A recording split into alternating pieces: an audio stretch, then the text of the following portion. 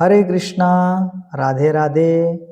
आज मैं आपको चतुर्थ मास के बारे में बताता हूँ। चतुर्थ मास में क्या होता है, इसमें क्या करना है, क्या नहीं करना है, इसका बारे में मैं आपको समझाता हूँ। चलिए भक्तों, अभी अभी एक शयन एकादशी बीत गया। इस शयन एकादशी से यानी आषाढ़ शुक्ल एकादशी से कार्तिक मास शुक्ल एकादशी तक यानी उद्धान एकादशी तक इस 4 महीना को चतुर्थ मास कहलाता है। इस चतुर्थ मास में यानी 4 महीना भगवान विष्णु सो जाता है।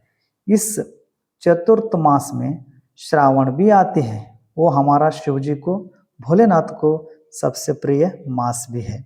इस चतुर्थ मास में भगवान विष्णु सो जाने के कारण इस 4 महीना में कोई गृह प्रवेश, शादी, शुभ कार्य नहीं होते हैं। केवल भगवान को प्रसन्न रखने के लिए है। इसी कारण इस 4 महीना में साधकों को अधिक से अधिक भक्ति, जप, तप, ध्यान, धर्म के कार्य में लगाना है। इस चतुर्थ मास में शास्त्रों में कुछ खाद्य पदार्थ का त्याग करने का विधान है। इसका पीछे कारण क्या है, चलिए मैं आपको बताता हूँ।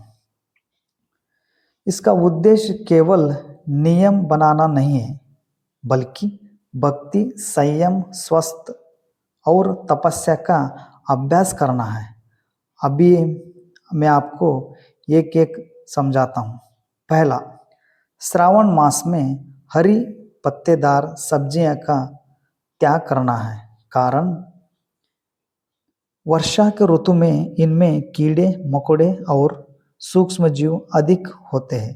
साथ ही यह इंद्रिय संयम का अभ्यास भी है।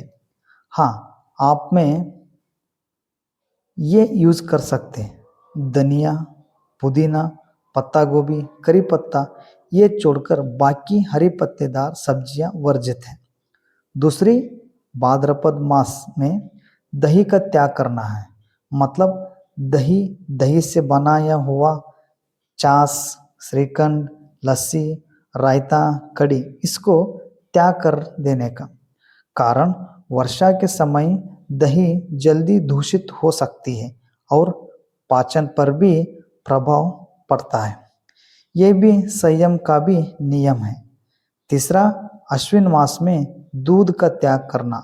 मतलब दूध से बने हुए चीज, मिल्क शेक, आइसक्रीम, रेवड़ी, खीर, ठंडाई कारण में है। तपस्या और आसक्ति कम करने का अभ्यास है। 14, कार्तिक मास में उड़द दाल त्याग करना है। उड़द दाल से बने हुए इडली, वड़ा, समोसा इत्यादि वर्जित है। कारण ये है कि उड़द अपेक्षाकृत भारी होती है, पाचन पर भी अधिक भार डाल सकती है।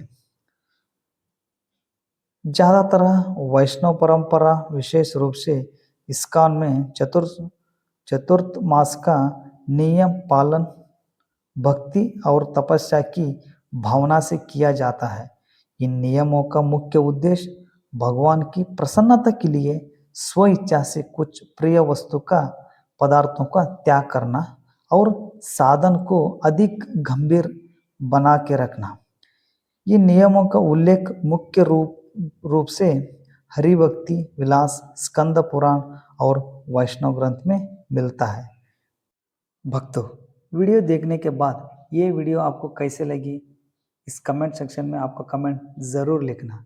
और इसी तरह वीडियो के लिए हमारे चैनल को सब्सक्राइब करना और लाइक करना, शेयर भी करना।